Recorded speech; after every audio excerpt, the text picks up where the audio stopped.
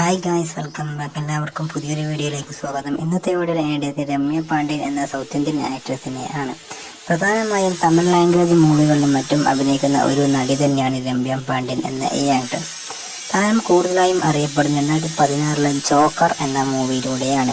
അതുപോലെ 2018 ആൻ ദേവത എന്ന മൂവികളിലൂടെയുമാണ് താരം കൂടുതലായും അറിയപ്പെടുന്നത്. 1990 ഒക്ടോബർ ഓഗസ്റ്റ് 13 ഇറങ്ങി തെങ്കാശി തമിഴ്നാട്ടിലാണ് ഇന്ത്യയിലാണ് ജനിച്ചത്.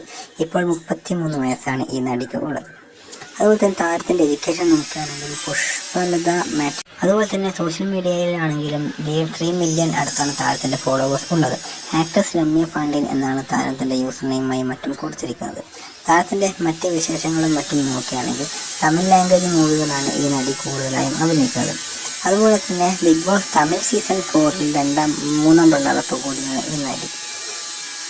താരത്തിൻ്റെ കരിയർ നോക്കുകയാണെങ്കിൽ അണ്ണാ യൂണിവേഴ്സിറ്റിയിൽ അഫിലിയേറ്റ് ചെയ്ത ഗിണ്ടിയിലെ കോളേജ് ഓഫ് എഞ്ചിനീയറിംഗ് നിന്നാണ് രമ്യ പാണ്ഡ്യൻ ബയോമെഡിക്കൽ എഞ്ചിനീയറിംഗ് ബിരുദം നേടിയത്. ബിരുദം നേടിയ ശേഷം ബിസിനസ് ഡെവലപ്മെന്റ് മാനേജറായി സ്ഥാനം കയറ്റം ലഭിക്കുന്നതിന് മുമ്പ് റിസർച്ച് ആൻഡ് ഡെവലപ്മെന്റ് അനലിസ്റ്റായി ജോലി ചെയ്യാൻ തുടങ്ങി.